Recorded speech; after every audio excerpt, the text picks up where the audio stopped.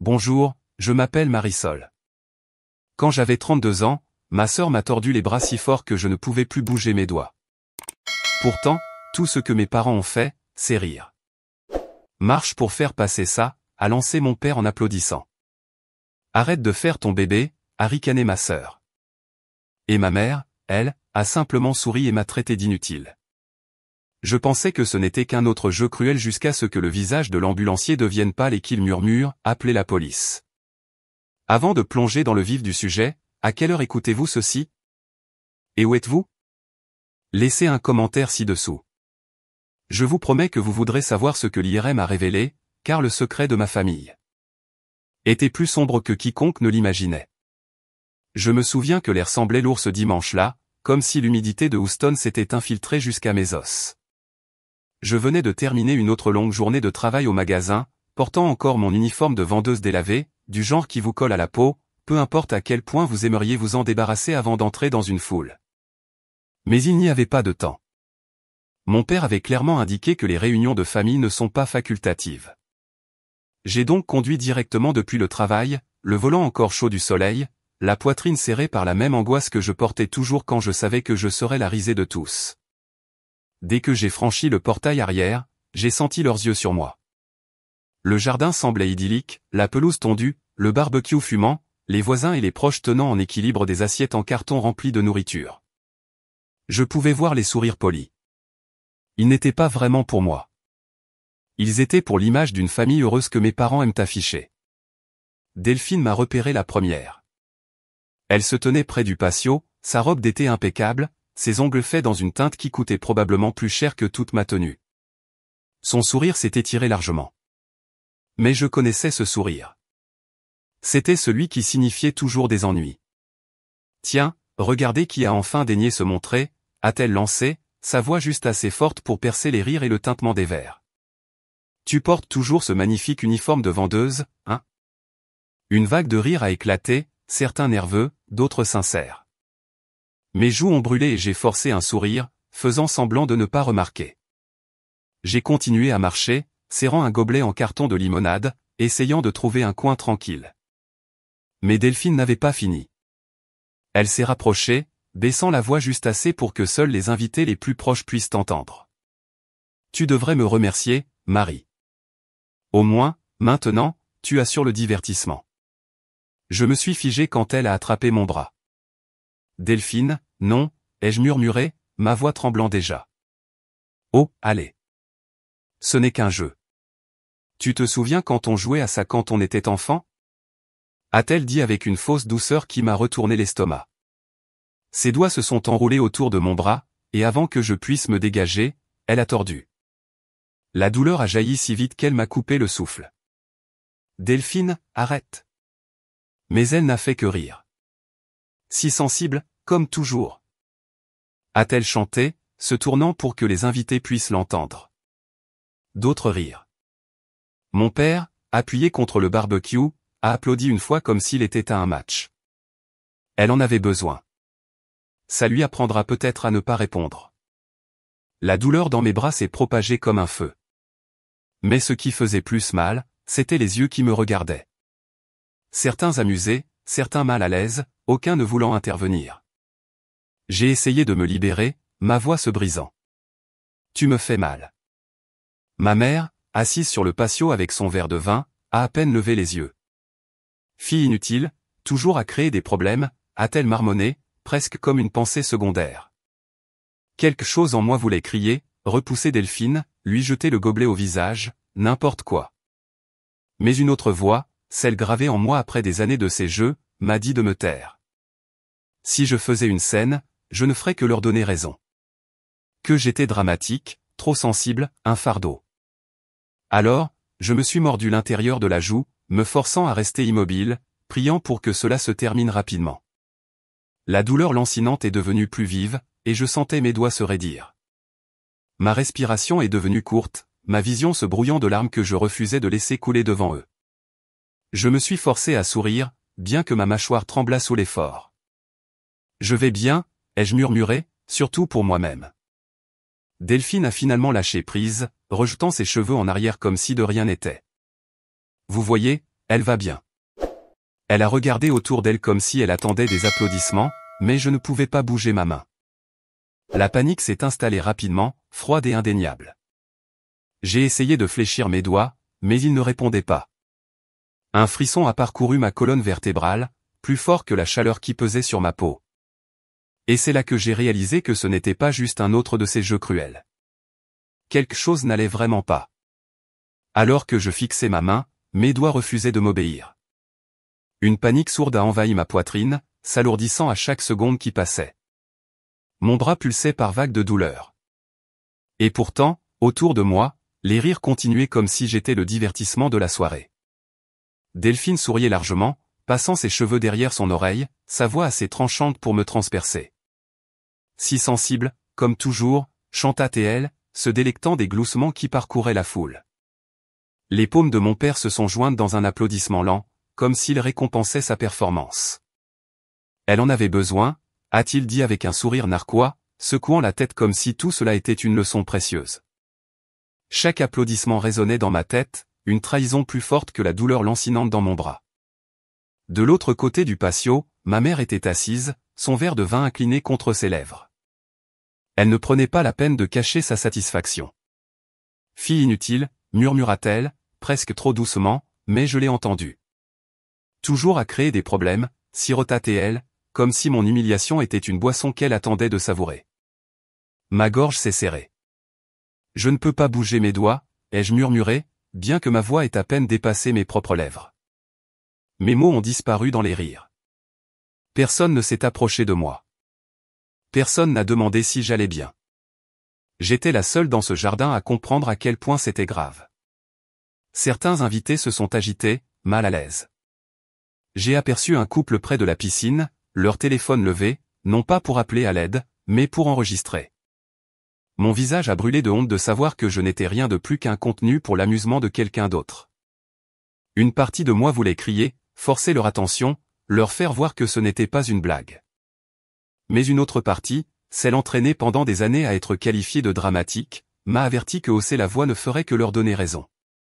Si même ma propre famille pensait que j'exagérais, pourquoi des étrangers me croiraient-ils? Je suis donc resté assise là, les larmes brouillant les contours du ciel texan lumineux, piégé dans le silence. C'est alors que je l'ai remarqué, une jeune femme que je ne reconnaissais pas, debout à quelques mètres de là, son assiette de nourriture intacte. Elle ne riait pas. Son expression était devenue pâle, ses yeux fixés sur ma main. J'ai suivi son regard et j'ai vu ce qu'elle voyait. Le gonflement avait déjà commencé, la peau tendue et rouge contre les articulations. Elle s'est avancée rapidement, sa voix perçant le bruit avec une urgence que je n'avais pas entendue de toute la journée. « Attendez, arrêtez. » Delphine s'est retournée, l'agacement vacillant sur son visage. « Quel est ton problème ? » On ne faisait que jouer. La femme n'a pas bronché. Elle s'est accroupie à côté de moi, ses yeux scrutant mon bras avec concentration. Ce n'est pas un jeu. Regardez sa main. Quelque chose ne va pas. J'ai cligné des yeux, surprise par la fermeté de son ton. Personne ne m'avait jamais défendu comme ça devant ma famille. Elle va bien, a dit mon père d'un ton méprisant, agitant une main comme pour chasser un moustique. Elle fait toujours ce genre de comédie. Mais la voix de la femme s'est faite plus tranchante. Non, elle ne va pas bien. Elle a levé les yeux, croisant le regard des invités qui avaient filmé. Baissez vos téléphones. Quelqu'un doit appeler le 911. Pendant une seconde, le monde s'est figé. Les rires se sont transformés en un silence mal à l'aise. Je pouvais sentir tous les yeux sur moi. Plus avec amusement, mais avec une prise de conscience insidieuse que peut-être, juste peut-être, je n'avais pas menti. Ma poitrine s'est soulevée, la panique à la fois plus vive et plus douce maintenant. Pour la première fois de la journée, j'ai senti une lueur de quelque chose d'autre que de l'humiliation, une faible étincelle d'espoir reposant dans les yeux d'une étrangère. Et puis sa voix s'est faite plus basse, stable, mais urgente. Ne la bougez pas. Quelque chose ne va pas. Nous devons appeler le 911. Au moment où les mots de Sierra ont percé l'air, c'est comme si quelqu'un avait débranché la prise des rires. Le bruit est tombé à plat. Le bavardage, les sourires narquois, les téléphones levés comme des armes de moquerie soudain, tout s'est arrêté. J'étais assise là, sur la chaise du patio, serrant mon bras contre moi comme si je pouvais contenir la douleur à l'intérieur. Le gonflement était pire maintenant, s'étendant sur ma main, raidissant mes doigts jusqu'à ce qu'ils semblent appartenir à quelqu'un d'autre. Ma poitrine se soulevait et s'abaissait trop rapidement, chaque respiration était saccadée. Mais le silence qui a suivi la voix de Sierra pesait encore plus lourd que la douleur. Elle fut à mes côtés en un instant, s'agenouillant pour que ses yeux croisent les miens, calme et stable d'une manière qui me donnait encore plus envie de pleurer. « Peux-tu sentir ça ?» demanda-t-elle doucement, ses doigts effleurant le dos de ma main. J'ai secoué la tête. C'était tout ce que je pouvais faire. Derrière elle, mon père laissa échapper un souffle sec, du genre qui disait qu'il en avait assez. Elle fait sa comédienne, aboya-t-il, jetant un regard noir aux invités. Marche pour faire passer ça, Marisol. Tu iras bien. J'ai tressailli à son ton comme si ses seules paroles pouvaient me meurtrir. Ma mère se pencha en arrière sur sa chaise, faisant tourner le vin dans son verre, comme si ce n'était rien de plus qu'une musique de fond. Chaque fois qu'il y a un événement, murmura-t-elle avec ce sourire familier, elle trouve un moyen de tout ramener à elle. Les mots ont frappé plus fort que la douleur dans mon bras. J'ai dégluti, me forçant à ne pas pleurer devant eux. Pas encore. Sierra ne scia même pas dans leur direction. Elle sortit son téléphone de sa poche arrière, ses mouvements délibérés, sa voix basse mais ferme. J'appelle le 911.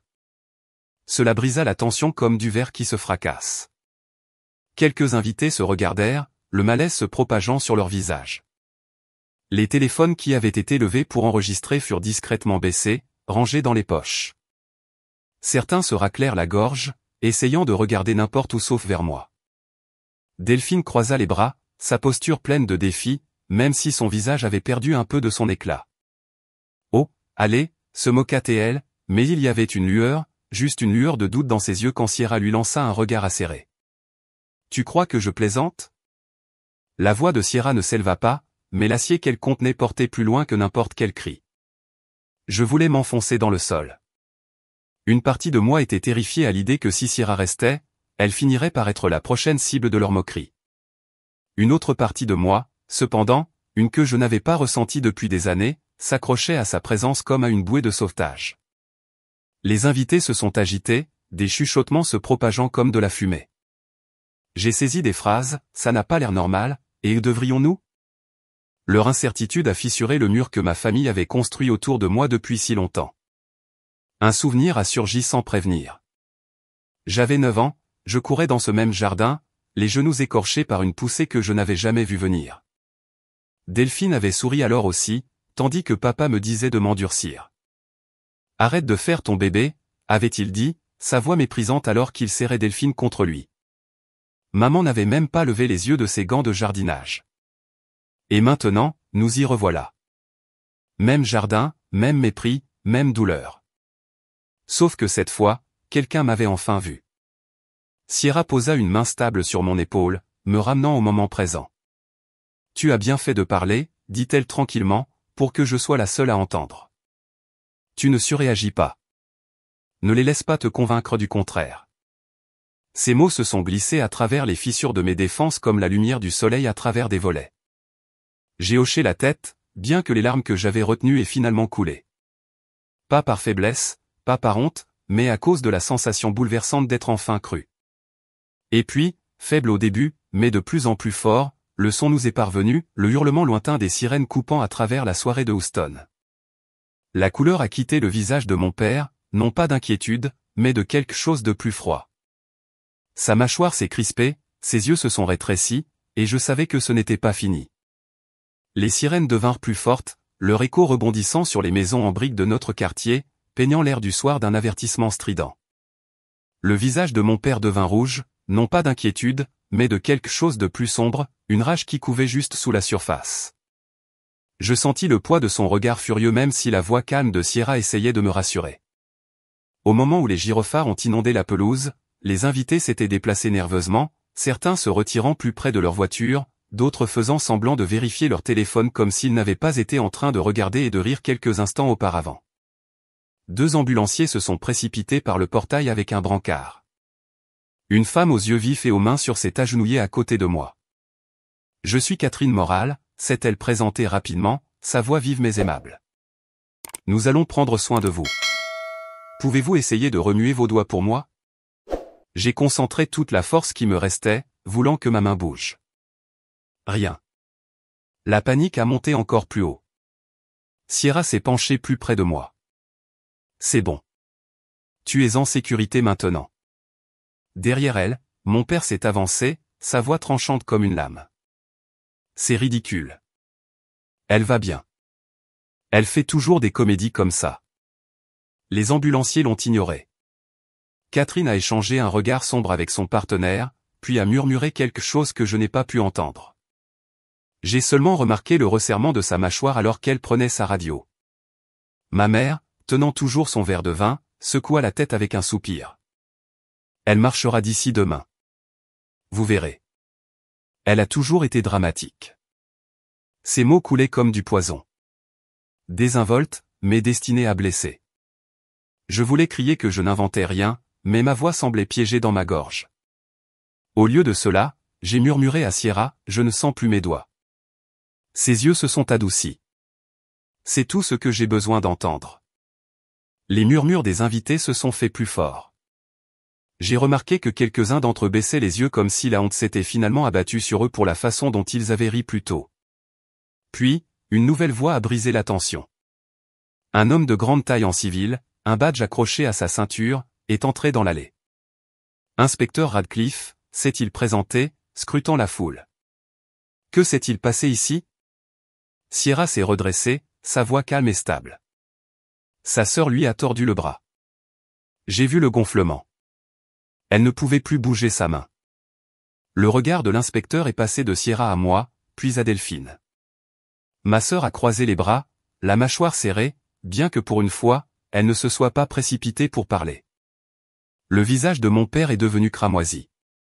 C'est une affaire de famille, a-t-il rugi. Vous n'avez pas besoin de la police chez nous, monsieur. Radcliffe a répondu d'un ton égal, lorsque les secours médicaux suspectent des mauvais traitements, il est de ma responsabilité d'être ici. Ma mère est intervenue rapidement, levant son verre comme si elle portait un toast à l'absurdité de la situation. Ma fille est juste dramatique, inspecteur. Elle fait ça pour attirer l'attention. Les mots m'ont transpercé, me laissant tremblante sur le brancard. Pendant des années, je les avais laissés me définir avec ces mêmes remarques méprisantes. Mais quelque chose dans la présence stable de Sierra m'a donné le courage que je ne savais pas que j'avais encore. Ma voix est sortie faible, tremblante, mais elle était là. Ce n'est pas la première fois. La foule s'est figée. Même le bourdonnement de la radio a semblé se calmer. Je n'avais jamais prononcé ces mots à voix haute, à personne, pas même à moi-même. La vérité, une fois dite, pesait lourdement dans l'air, indéniable. L'inspecteur Radcliffe m'a étudié un long moment, puis a hoché lentement la tête. Nous allons nous en occuper à partir de maintenant. Les ambulanciers ont soulevé le brancard, ajustant les sangles alors qu'ils se préparaient à me déplacer vers les gyrophares dans l'allée. Mon père s'est précipité en avant, sa colère débordant. Tu le regretteras, Marisol. Tu as tout gâché. Ces mots ont percé plus profondément que n'importe quelle torsion de mon bras, résonnant plus fort dans ma poitrine que les sirènes elles-mêmes alors qu'ils me poussaient vers l'ambulance. Ces mots m'ont suivi dans l'ambulance, résonnant plus fort que les sirènes. Tu as tout gâché. J'étais allongé sur le brancard, les plafonniers au-dessus de moi passant en éclats rapides alors que les ambulanciers me poussaient à travers les portes des urgences. Mon bras était maintenant immobilisé, bien enveloppé, mais la douleur s'était propagée plus profondément dans ma poitrine, mon souffle, et même mes os. La luminosité stérile de l'hôpital rendait tout surréaliste, comme si j'avais été projeté dans un endroit qui ne pouvait pas être réel. Sierra est restée près de moi, sa main effleurant la mienne avant qu'une infirmière ne la guide en arrière. Je pouvais encore voir ses yeux inquiets alors que le rideau se refermait autour de mon lit. Le docteur Patterson s'est présenté rapidement, sa voix calme et ferme. Marisol, nous allons faire quelques examens, y compris une IRM. Nous devons connaître l'étendue complète des dégâts. Avant que je puisse répondre, la voix de mon père a percé l'air. Il avait réussi à se frayer un chemin avec ma mère juste derrière lui. Elle n'a pas besoin de tout ça, aboya-t-il. Elle ira bien. Elle se remet toujours. Ma mère croisa les bras, son haleine vineuse remplissant la pièce. Elle fait perdre son temps à tout le monde, ajouta-t-elle en levant les yeux au ciel. Le docteur Patterson n'a même pas scié. Monsieur, madame, ce n'est pas facultatif. Je dois m'assurer qu'elle n'a pas subi de dommages permanents. Maintenant, veuillez vous écarter. Ces mots portaient une sorte d'autorité qui fit hérisser mon père, mais même lui savait qu'il ne valait mieux pas insister face à un médecin dans un couloir d'hôpital plein de témoins. L'inspecteur est apparu au pied de mon lit, son carnet à la main.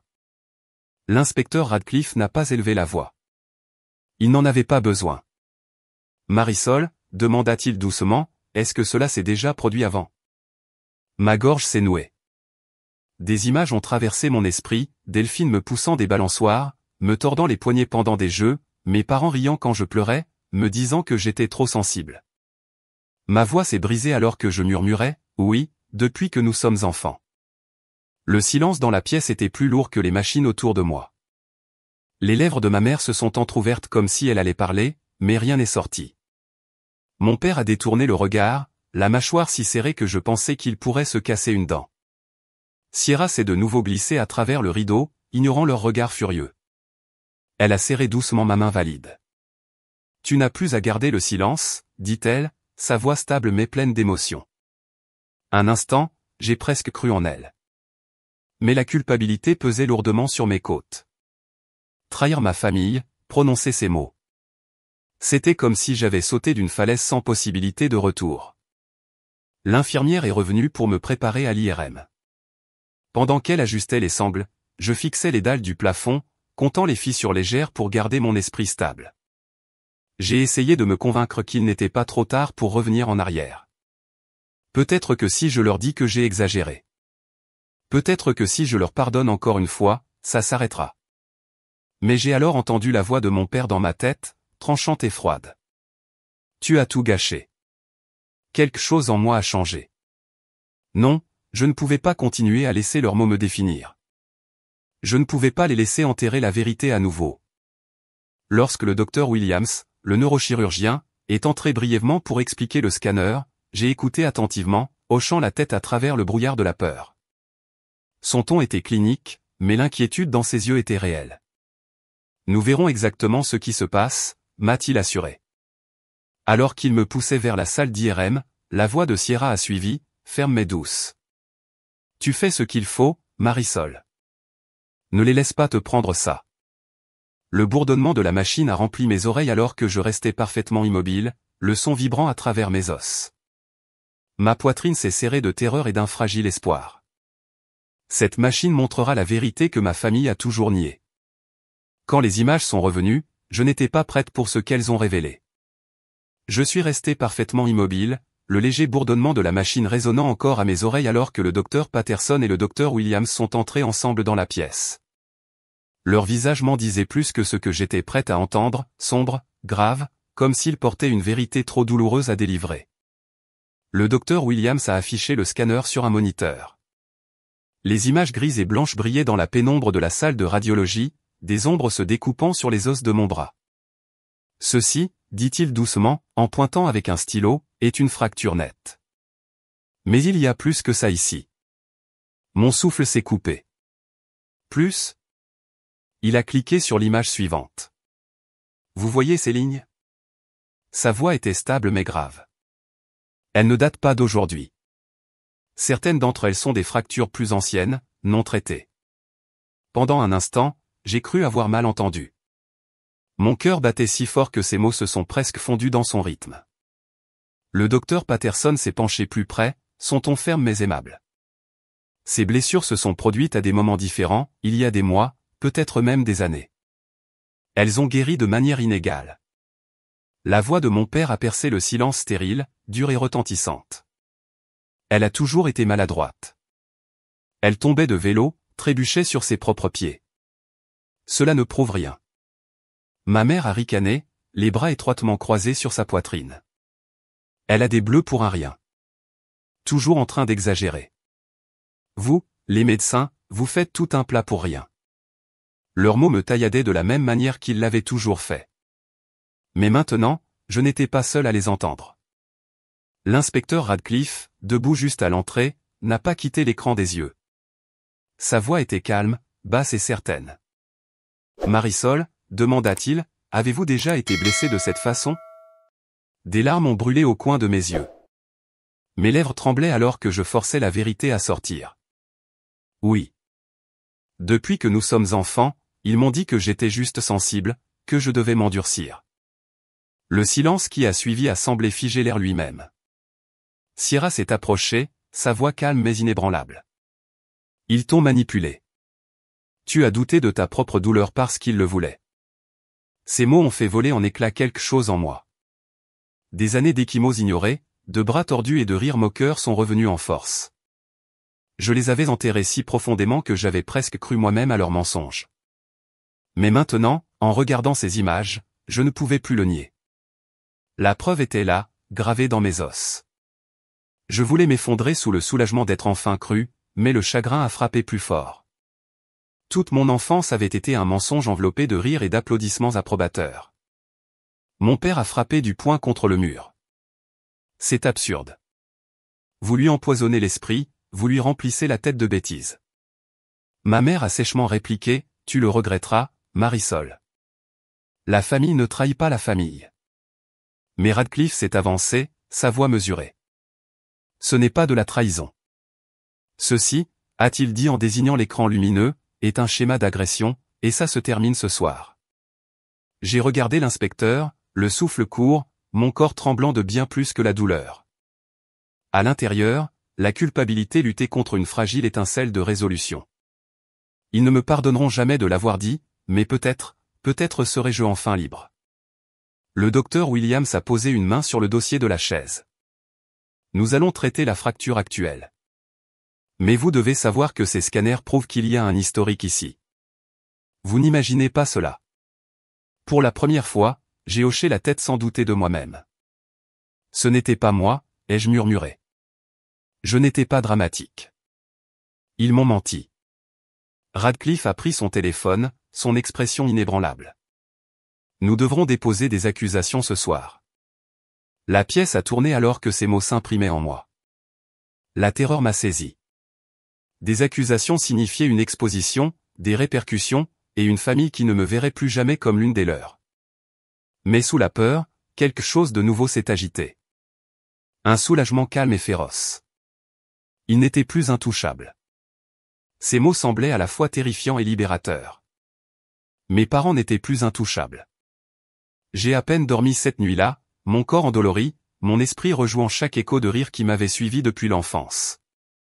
Au matin, l'hôpital avait repris son bourdonnement habituel, des chariots roulant dans les couloirs, des infirmières parlant d'un ton sec, la légère odeur d'antiseptique flottant dans l'air. J'étais assise droite sur une chaise rigide dans une petite salle de consultation, mon bras fermement maintenu dans une écharpe, attendant l'inspecteur Radcliffe. Il est entré, un dossier en manille à la main, son expression calme mais concentrée. Marisol, commença-t-il en s'asseyant en face de moi, les preuves médicales sont claires. Nous avons des motifs pour des accusations. Ma gorge s'est serrée. Si je témoigne, ai-je murmuré, ma voix à peine plus qu'un souffle, ils me détesteront pour toujours. Radcliffe n'a pas scié. Il s'est penché en avant, d'un geste stable et délibéré. Ils ont déjà fait leur choix quand ils vous ont refusé des soins. La haine n'est pas à vous de la porter. La vérité, c'est qu'avant que je puisse répondre, la porte s'est ouverte brusquement. Mon père est entré en trombe, le visage rouge de fureur. Nous ne la laisserons pas détruire cette famille. Sa voix a fait trembler les murs. Derrière lui, ma mère est entrée, sa veste couleur vin impeccable, le menton levé comme une reine président des paysans. Après tout ce que nous avons fait pour toi, siffla-t-elle, tu nous rembourses avec ça. Sais-tu ce que les gens vont dire? Je ne pouvais pas parler.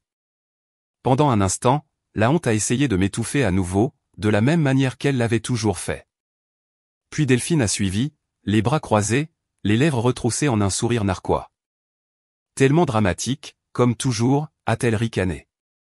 Mais pour la première fois, j'ai vu ses yeux vaciller, juste une trace de doute lorsque Radcliffe a posé le dossier carrément sur la table. Il n'a pas élevé la voix. Il n'en avait pas besoin. Nous avons votre comportement en vidéo. Plusieurs invités ont filmé hier soir. Le sourire narquois de Delphine a fléchi. Sierra est entrée discrètement derrière Radcliffe.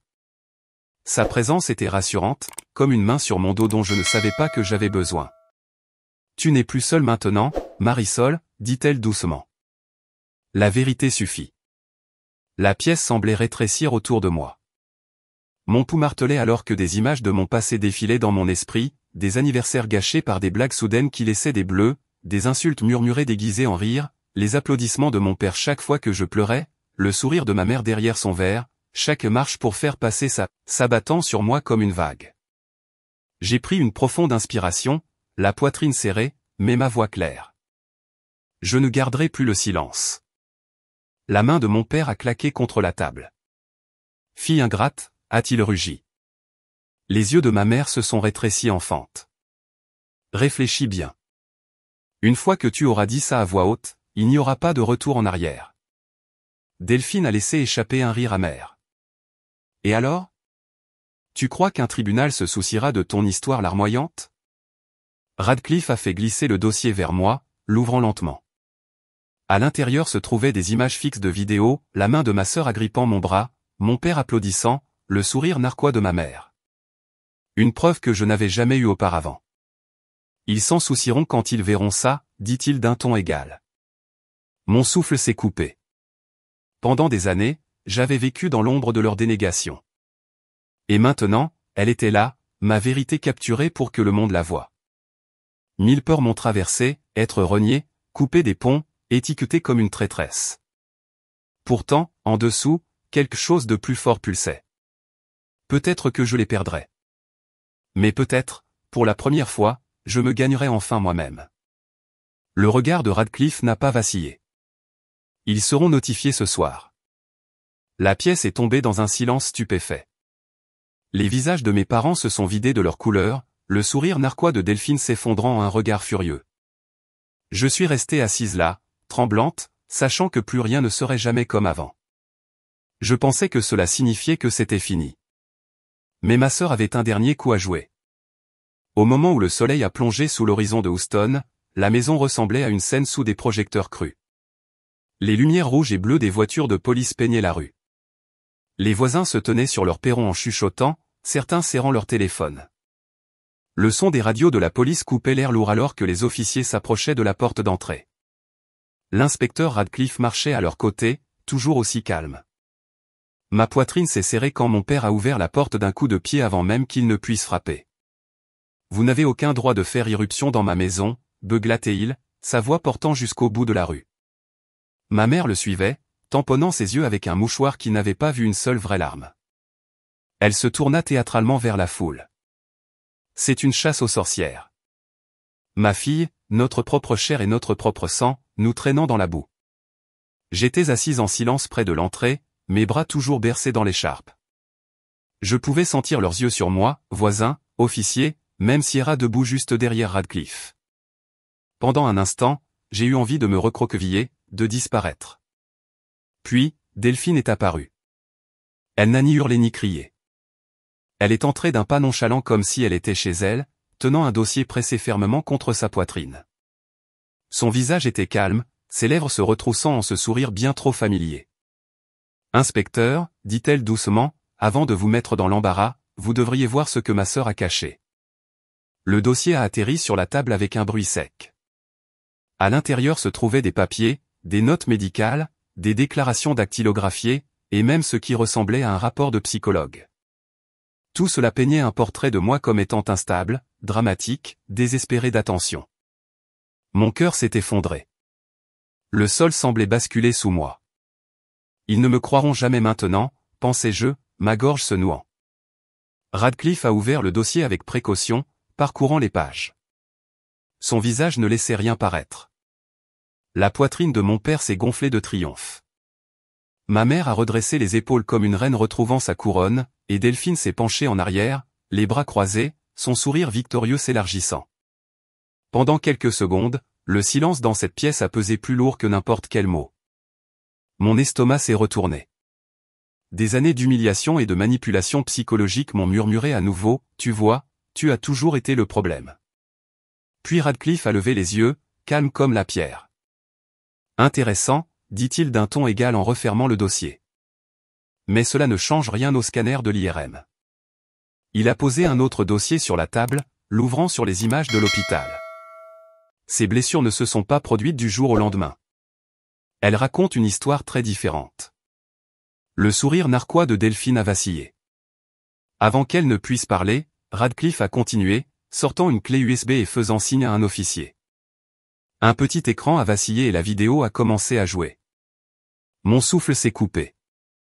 C'était là, Delphine me tordant le bras à la fête, les invités riant, mon père applaudissant, ma mère sirotant son vin.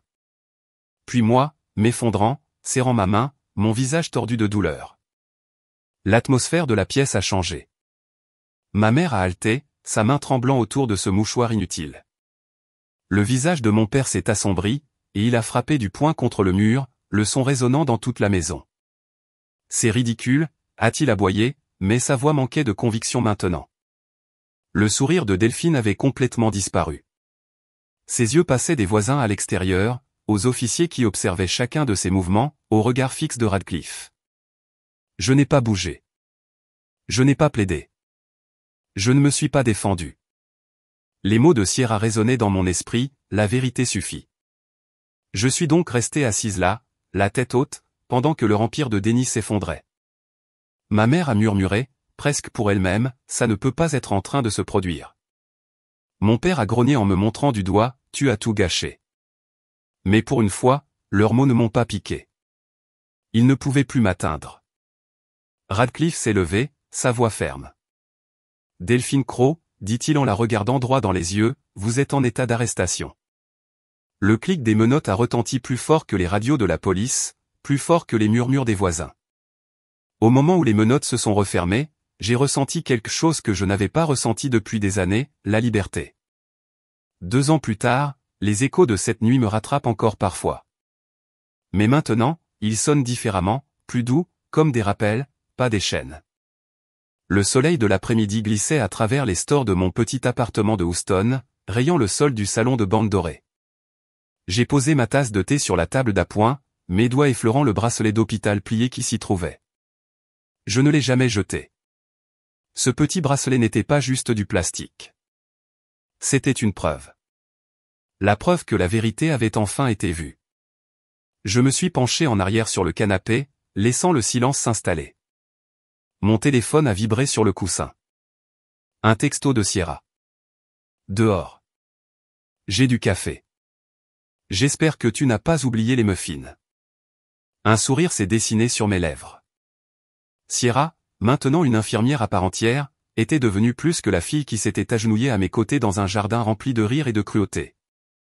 Elle était devenue une famille d'une manière que je n'avais jamais vraiment connue auparavant. Quand elle est entrée, l'odeur de café torréfié a rempli la pièce. Elle m'a tendu ma tasse en secouant la tête. Toujours la même commande, noire avec 2 sucres, n'est-ce pas? Certaines choses ne changent pas, ai-je dit en riant doucement. Nous nous sommes installés à table, le bourdonnement de la ville à l'extérieur à peine audible par-dessus notre conversation. Le rire de Sierra a rempli la pièce, chaleureux et facile, un contraste frappant avec le silence étouffant dans lequel j'avais grandi, où chaque gloussement semblait être dirigé contre moi. Alors que nous sirotions, mes pensées sont revenues au procès. Je me suis souvenu d'être assise dans cette salle d'audience froide pendant que le docteur Williams décrivait les images de l'IRM, comment certaines fractures dataient de plusieurs mois, d'autres de plusieurs années. Je me suis souvenu des visages du jury lorsque la vidéo de la fête a été diffusée, montrant Delphine me tordant le bras pendant que mes parents restaient assis en souriant narquoisement. Je me suis souvenu des mots du juge, les parents sont censés protéger, pas détruire. Mes parents ont été condamnés pour négligence criminelle. Ils avaient été libérés plus tôt et étaient maintenant en probation. La rumeur disait qu'ils essayaient de trouver des moyens de réintégrer la bonne société, mais pas un jour ne passait sans que je ne pense à leur dernier message transmis par un cousin, nous voulions seulement t'endurcir. Je l'ai supprimé sans une seconde de réflexion. Delphine, cependant, n'avait pas eu autant de chance. Reconnue coupable d'agression aggravée, elle purgeait toujours sa peine. Le sourire narquois qu'elle portait cette nuit-là avait depuis longtemps disparu de mes souvenirs. Sierra a remarqué que je regardais dans le vide et m'a doucement poussé le bras. Ça va? J'ai hoché la tête. Oui, je pensais juste au chemin que nous avons parcouru. Son regard s'est adouci. Tu ne te contentes plus de survivre, Marisol. Tu vis. Elle avait raison. Aujourd'hui, je travaille comme défenseur des patients à l'hôpital général de Houston. Je m'assois avec des gens qui se sentent petits et rejetés, à qui on a dit que leur douleur était dans leur tête. Je les écoute, je les crois, et je me bats pour eux quand personne d'autre ne le fait. C'était peut-être la forme la plus vraie de guérison, non pas oublier, mais utiliser mes propres cicatrices pour aider quelqu'un d'autre à voir qu'il n'était pas seul. Pourtant, certaines nuits, les échos revenaient. Je me réveillais en entendant la voix de mon père. Marche pour faire passer ça. Arrête de faire ton bébé. Je m'asseyais en serrant ce bracelet, me rappelant que ce n'était pas de la faiblesse, c'était de la survie. Je me suis levé et j'ai marché jusqu'à ma commode, mes doigts effleurant le plastique lisse. Ce bracelet était à mon poignet quand tout a changé. Maintenant, il reposait soigneusement plié, une encre silencieuse me rappelant que je n'aurais plus jamais à prouver ma douleur. Sierra s'est levée pour partir, me serrant dans ses bras à la porte. Tu sais, dit-elle avec un sourire, tu es devenue le genre de femme que j'aurais aimé avoir à mes côtés il y a des années. Quand la porte s'est refermée derrière elle, je me suis assise avec mon téléphone. L'application du groupe de soutien clignotait avec de nouveaux messages. J'ai appuyé sur enregistrer, mon reflet me fixant. Ma voix était stable. Personne ne devrait jamais avoir à prouver sa douleur avec des os brisés. Vous a-t-on déjà dit que vous étiez trop sensible? Racontez-moi votre histoire. Je vous promets que j'écouterai. J'ai terminé l'enregistrement et je l'ai téléchargé, mettant le téléphone de côté. Pour la première fois depuis longtemps, le silence dans mon appartement ne semblait pas vide. Il ressemblait à la paix.